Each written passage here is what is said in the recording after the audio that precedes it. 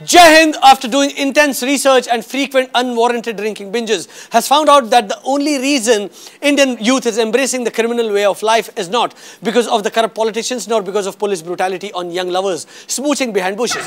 It's because there is never anything good to watch on television. Even Dawood Ibrahim agrees with us. That's why we are on the internet and not in a garden. Jai Hind. Jai Hind. Jai Hind. Jai Hind. Jai Hind. Hello and welcome to Jai Hind. नमस्कार। पिछले दिनों agriculture minister के culture से agree ना होने की वजह से शरद पवार को शरद ऋतु में गर्मी का एहसास कराया गया। यानी कि शरद पवार के गाल पे एक सन्नाटेदार थप्पड़ पड़ा। उस थप्पड़ के बाद तरह तरह के रिएक्शंस देखने को मिले। एक तो उनके गाल पे मिला देखने को। दिग्विजय सिंह साहब इस थप्पड़ से बड़े खुश थे। इसलिए नहीं कि पवार को थप्पड़ पड़ा, बल्कि इसलिए कि ये थप्पड़ खाने वाली हरकतें तो रोज मैं करता हूँ और थप्पड़ खा गया बेचारा पवार। वही प्रणब मुखर्जी का कहना था, उरी बाबा इस समझ में नहीं आ रहा है कि देश में हो क्या रहा है।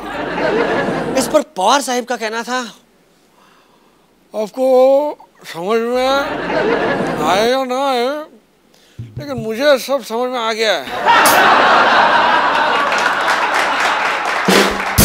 हमारे देश में हर पार्टी का नेता कहता है कि हम गांधीवादी है, लेकिन इस थप्पड़ से पूरे देश को ये तो समझ आ गया है कि पवार साहब बिल्कुल गांधीवादी तो मतलब होते तो दूसरा गाल भी आगे नहीं क्या होता। कम से कम उनका ये ऐसा वो सीधा तो हो जाता। थप्पड़ पड़ने के कुछ देर बाद ही मनमोहन सिंह जी पवार साहब को मिलने उनके घर पर गए, लेकिन पवार साहब ने बहुत देर तक दरवाजा नहीं खोला। मनमोहन सिंह जी ने पूछा, मतलब वो खिड़की विड़की में से भी मनमोहन सिंह जी ने पूछा कि मुझे क्या हो गया, आपने दरवाजा क्यों नहीं खोला। पर पवार साहब का कहना था कि वो खिड़की से झांक के मेरे को एक सरदार दिखा तो डर गया मैं।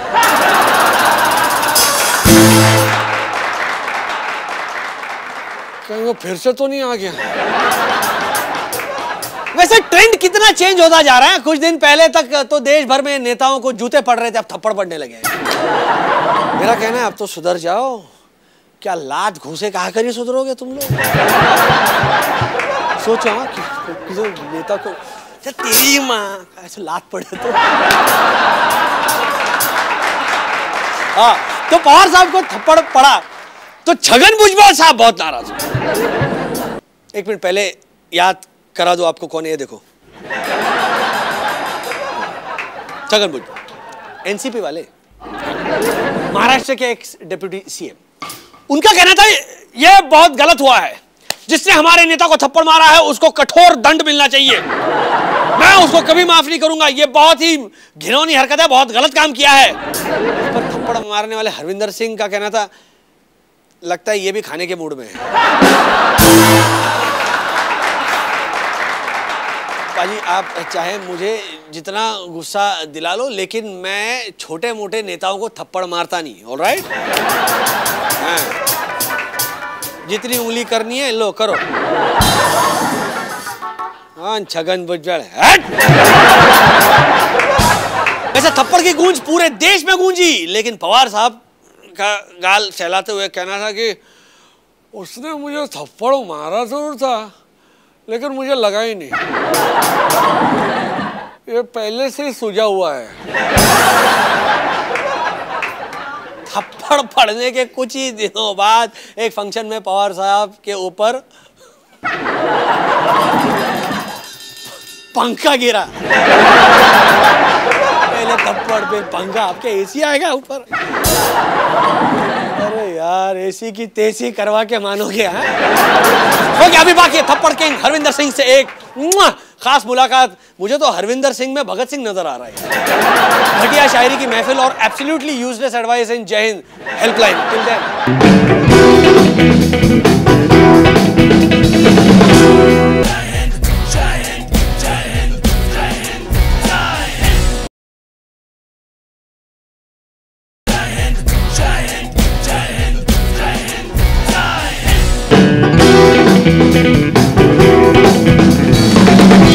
Welcome back. देखा थप्पड़ पड़ने, ये लोग भी इनमें भी ऐसा खून जो है वो गर्म हो गया। हाँ जी, मायावती ने कहा है कि वो यूपी को 4 हिस्सों में बांटना चाहती है। मतलब इस बार उनके बर्थडे केक का शेप यूपी के मैप जैसा होगा। यूपी के लोगों को भिखारी कहने के बाद राहुल गांधी का कहना था कि मैंने दिल्ली में अपनी कार के शीशे नीचे करके भिखारियों से पूछा था कि भैया आप कहाँ के रहने वाले हो, तो उन्होंने कहा कि हम यूपी के हैं। अरे राहुल बाबा, चुनाव का टाइम चल रहा है, कांग्रेस ही आया होगा यूपी से आपकी कार के पीछे दौड़ दौड़ के कह रहा होगा राहुल बाबा एक टिकट दे दे राहुल बाबा, और आपने सिर्फ सुना होगा बाबा दे दे बाबा दे दे। अरे यूपी के लोग भीख नहीं मांग रहे हैं, कांग्रेस वाले बरसों से यूपी में वोट की भीख मांग रहे हैं। 15 साल पहले हुए, अच्छा ये सुनिए, 15 साल पहले हुए एक टेलीकॉम घोटाले में पिछले दिनों एक्स टेलीकॉम मिनिस्टर सुखराम को 86 साल की उम्र में सजा सुनाई गई। 86 इयर्स की उम्र में, मतलब 15 साल पहले वो 71 साल के थे। कोर्ट ने भी उनको मौका दिया, अच्छा 71 साल का है क्या ये, चल 71 साल की उम्र होगी है, निकलना चाहो तो निकल लो, लेकिन 86 तक निकला नहीं है बोले, अब भुगतो तो जेल। अब तो मुझे लगता है कि जगदीश टाइटलर को भी 92 की एज में जाकर सजा मिलेगी। वैसे तब वो टाइटलर कहाँ रह जाएंगे, तब तो काफी ढीले हो चुके होंगे।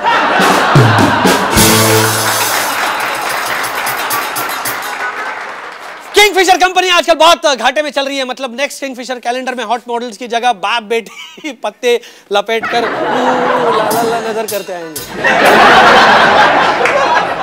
माल्या साहब इतने दिनों से मॉडल्स के कपड़े उतार रहे थे, अब खुद के कपड़े उतारने का टाइम आ गया बेचारे। आज हमारे साथ वो शख्सियत मौजूद है जिनकी शान में मैं सिर्फ इतना ही कहना चाहूंगा कि कौन कहता है टेढ़ा गाल सीधा नहीं हो सकता। एक थप्पड़ तो तबीयत से मारो यार। जी हाँ, सही पहचाना। प्लीज वेलकम द थप्पड़ किंग सरदार हरविंदर सिंह। मार डालूंगा, चीर डालूंगा, मैं मार डालूंगा। अरे नहीं, यहाँ कोई नेता वेता नहीं है। वो क्या उंगली किसे कर रहे हो? शांत हो जाओ, शांत हो जाओ। नेता नहीं है, अभी अभी मैंने यहाँ पर एक आदमी को सफेद कपड़े में देखा है। अरे यार वो सफेद कपड़े में वो मेरा प्रोड्यूसर था।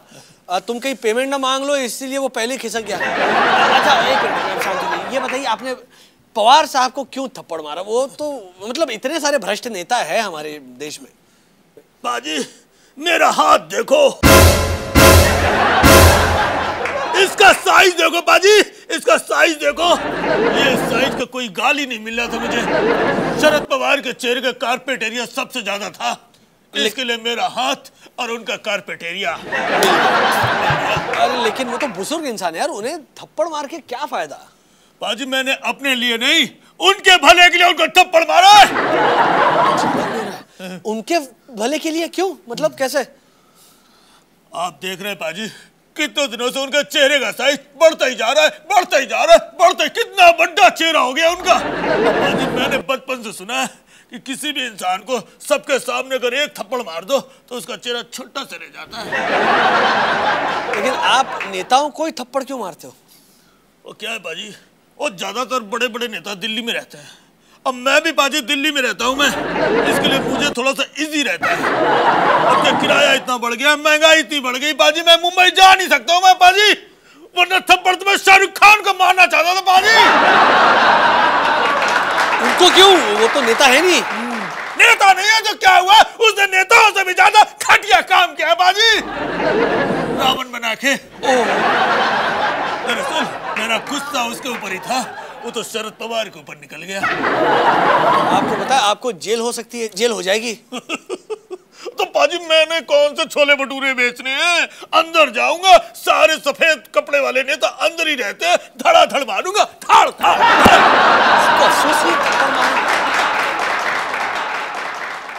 क्या हो गया?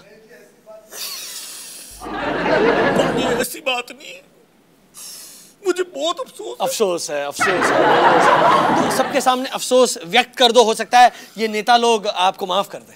नहीं पाजी, ये माफ नहीं करेंगे।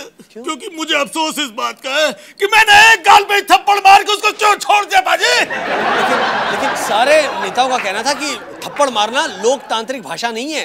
तो पाजी मैं की करा पाजी, मैंने पंजाबी भाषा के अलावा कोई दूसरी भाषा ही नहीं आती पाजी। मार डालूंगा मैं, चीर डालूंगा। क्या हुआ? हेलो हो, शांत हो जाओ, क्या हुआ?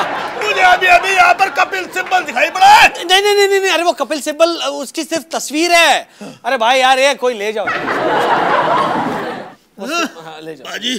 जाने से पहले मैं गले लगना चाहता हूँ बाजी। अच्छा, मेरे गले क्यों? तुसी मेरे भाई हो बाजी। अच्छा? मैंने तो सिर्फ एक नेता के गाल पे थप्पड़ मारा है बाजी। अब मैंने आपका शो देखा है, जय हिंद पाजी। आप हर एपिसोड में नेताओं की मारते रहते हो। अरे आजा आजा आजा। क्या बात है, क्या बात है, शुक्रिया शुक्रिया। बजाओ तड़क तक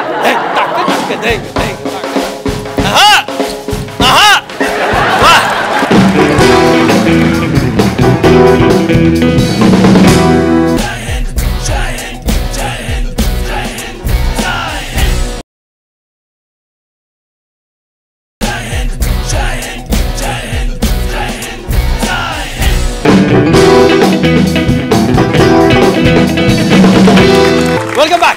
पूनम पांडे बेवजह भौंकती रहती है, पर असली बिच वीणा मलिक ने न्यूड पोज कर ही दिया FHM मैगजीन के कवर। देखिए वीणा जी, हम लोग काफी कुछ ऑलरेडी देख चुके हैं बिग बॉस में, but okay, if you insist on more, keep it coming. Anyways, Veena Malik claims that it is a morphed pic. Her legal team is looking into the matter. Yes, it's taking time, as they are still busy looking at the magazine cover.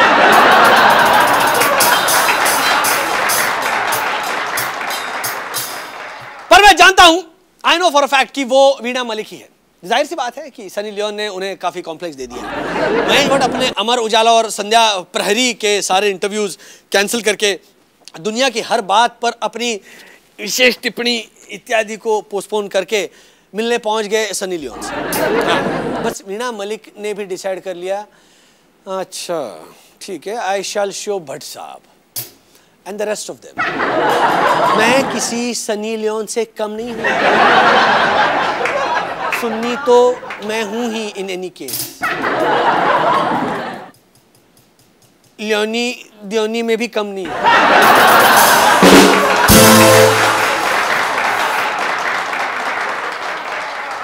But I must say that she is really particular about standards. मतलब माल बिल्कुल शुद्ध है, ऐसा जाहिर करने के लिए उन्होंने अपनी बाहों पर ISI वाला टैटू भी करा। वो कहते हैं ना, देख के खरीदना ISI वाला मार्क है कि नहीं। और हाँ, वीणा मलिक के इस पोजिंग पर हमारी दूसरी पाकिस्तानी बॉम्बशेल मीरा ने ट्वीट किया, completely mad woman. What she said under her breath was, "Bitch, how the did you come up with this idea before I could?" Oh, and there is also a video of the photo shoot with Veena Malik. अब देखने वाली बात ये होगी कि what gets more hits, likes, retweets, the photo or the making of the photo. Please don't keep watching this space for more. वैसे भी हमारे देश में रिटेल चेन को आने दे या ना आने दे, इस बात को लेकर एक अलग ही टेंशन चल रही होती है। अपोजिशन ने वॉलमार्ट का जो मोटो है सेव मनी लिव बेटर, उसके लिए भी पूरे खिलाफ जाने का फैसला कर लिया है। So to not save money and to not let anyone live better, they did not allow even a single business to be carried out in the parliament for more than 10 days. Fruitful debates can wait. First, the local fruits and vegetable walas must be saved. अब एक बार फिर चलते हैं हमारे viewers choice section में। सबसे पहले दिल्ली से मुकुल रंजन लिखते हैं, पॉलिटिक्स में करप्शन इतना फैल गया है कि दिल्ली में कुछ पॉलिटिकल पार्टीज की कैंटीन में आलू पराठे में आलू नहीं होता। Well done Mukul. And now as always Supraj from Ludhiana. Sharad Pawar ने पिछले दिनों कहा इन्फ्लेशन के लिए कांग्रेस को जिम्मेदार नहीं ठहराना चाहिए। एब्सोल्युटली, इन्फ्लेशन के लिए जिम्मेदार है हरविंदर सिंह। साले ने थप्पड़ मार मार कर सब कुछ सुझा दिया, फुला दिया। And here is one about our industry. हमारे यहाँ कुछ एंटरटेनमेंट कंपनीज का मोटो है वर्क हार्ड पार्टी हार्डर। कुछ समय बाद दे ओनली पार्टी हार्डर, और उसके कुछ समय बाद they hardly party. Please keep writing in. And now after a long hiatus, पेश है घटिया शायरी का नंगा नाच हमारे पोएट्री किलिंग सेगमेंट में शायराना बात या गधे की रात। आदाब अर्ज़ है, आदाब अर्ज़ है, आदाब अर्ज़ है। एक बहुत ही उम्दा और दर्द भरा शेर आपके सामने लाया। मैं तो पहले था लेकिन मैं बोल देता हूं कि बिल्कुल अभी अभी मेरे जहन में आया है। तो अर्ज किया है कि दर्द दिल में गम की कलियां खिलती हैं। अन्ना हजारे छीके तो भी बहुत सारी फुटेज मिलती है। बेवकूफ इंसान। कोई बात नहीं, मैं आपको एक और बेहतरीन लाइन जो बहुत ही ताज़ा और बहुत ही मक्खन से लबालेब चिकनी चिपड़ी टाइप की है। तो अर्ज किया है कि मैंने पूछा चांद से कि देखा है कहीं मेरे यार सा हंसी, तो चांद ने कहा तेरे यार से बड़ा आगे कोई नहीं, कोई नहीं, कोलावरीडी कोलावरीडी। ये पजामे के नाड़े छाप लोग कहाँ से जाते हैं महफिलों में। कोई बात नहीं, मैं आपको और एक उम्दा और बेहतरीन लाइन जो किसी ने नहीं सुनी होगी और किसी ने कही भी नहीं होगी सुना देता हूँ। हाँ, तो one thing I like about you baby नहीं है फिर भी, one thing I like about you, तुम हर काम दिल लगा के करते हो। हर एक फिल्म के पिटने के बावजूद हिमेश भाई तुम एक्टिंग क्यों करते हो? इन जैसे गधों से ही महफिल की रौनक चली जाती है। कोई बात नहीं, मैं आपको एक और उम्दा वाला सुना देता हूँ, बहुत ही बेहतरीन वाला जो इनकी शायद समझ में वैसे भी नहीं आएगा। हाँ, तो अर्ज किया है कि आज जो भी आएगा तेरे और मेरे बीच, आज जो भी आएगा तेरे और मेरे बीच, उसको मैं गंजा बना दूंगा। अर्ज किया है कि आज जो भी आएगा तेरे और मेरे बीच, उसको मैं गंजा बना दूंगा। iPhone 4S ना सही मैं माइक्रोमैक्स ही ले लूंगा। तो वही लेगा, और लेगा क्या?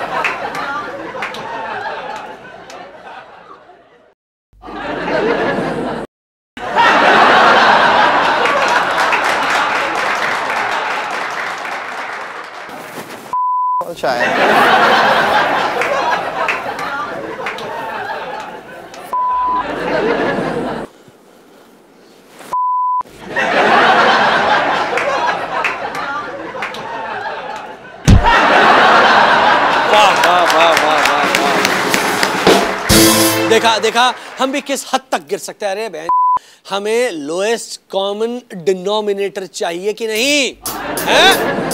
आगे है और बदजात ह्यूमर, तब तक बजाओ।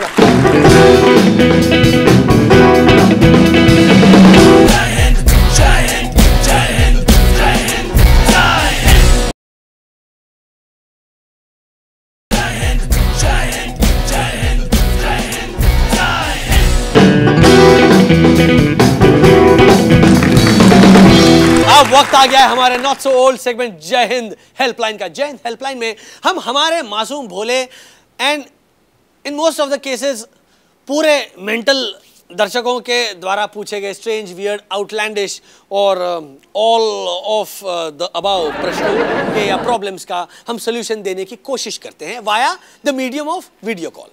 Faster than RTI, this is Jai Hind helpline.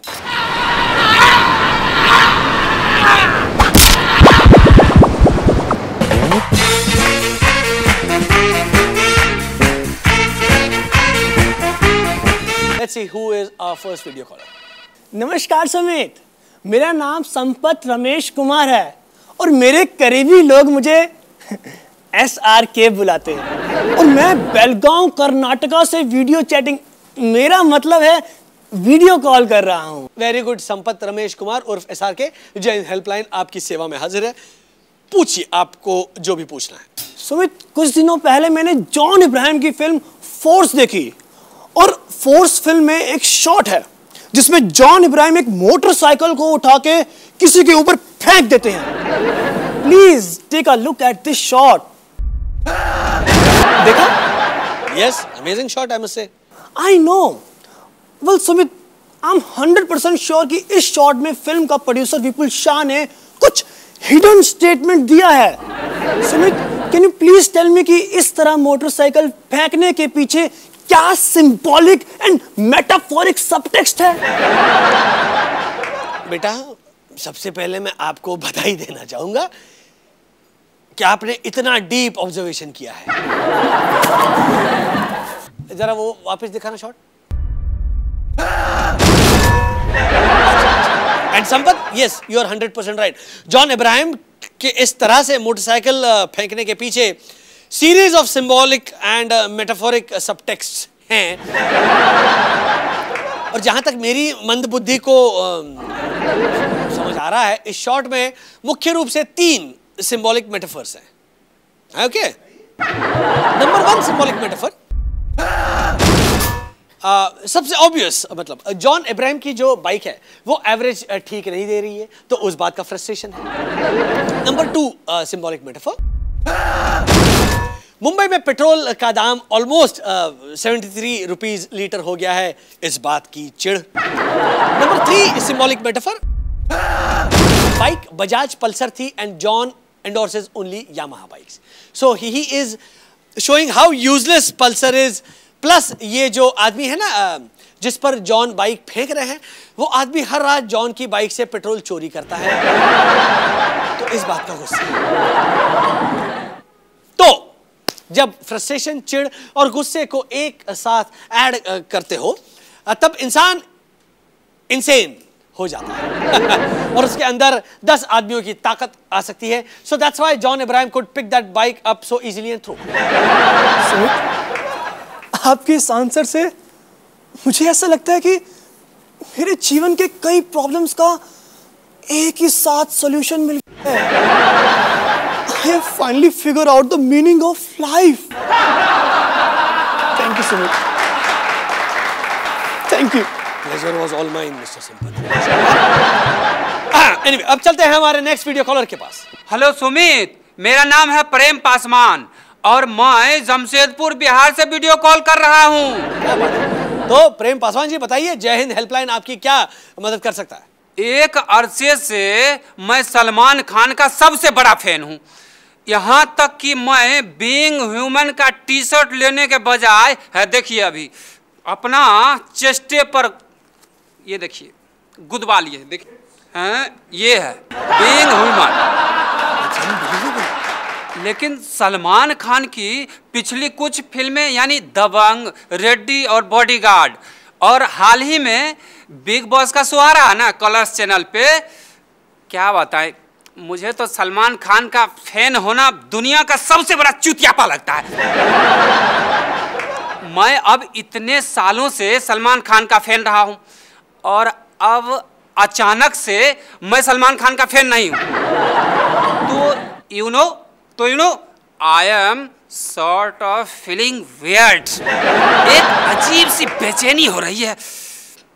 तो सुमित, क्या तुम प्लीज मुझे इस धर्म संकट से बचा सकते हो? प्रेम, डरने की कोई वजह नहीं है। जय हिंद हेल्पलाइन के पास तुम्हारे प्रॉब्लम का रामबाण उपाय है।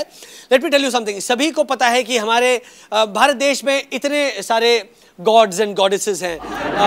फॉर एग्जाम्पल, अगर तुम्हारा विश्वास एक भगवान से उठ जाए तो there is always another god to take place of the previous one. वैसे ही all you have to do is find a film star similar to Salman Khan. इससे क्या होगा कि सलमान के जाने के बाद तुम्हारे दिल में जो जगह खाली है वो फिर से भर जाएगी and you will feel normal again. Let me suggest your name, Sanjay Dutt. देखा जाए तो संजू बाबा बिल्कुल सलमान खान जैसे ही है। संजू बाबा भी सलमान के जैसी जेल की चक्की पीस चुके हैं। संजू बाबा ने भी सलमान जैसे स्टेरॉइड्स लेकर बॉडी बनाई है। संजू बाबा भी सल्लू जैसा पक्का बेवड़ा है। संजू बाबा सलमान खान के साथ बिग बॉस के को होस्ट है। And last but not the least, ये दोनों स्टार फिल्मों में एक्टिंग करते हैं या झाड़ू मारते हैं, ये आज तक ऑडियंस की समझ में नहीं आया। तो प्रेम पासवान जी, धर्म संकट में मत पड़िए, संजय दत्त के फैन बनिए। थैंक यू सुमित, तुमने तो जैसे मेरी जान ही बचा दी बस। तो ये था आज का जय हिंद हेल्पलाइन। अगली बार फिर मिलते हैं कुछ और घन चक्करों से। तब तक के लिए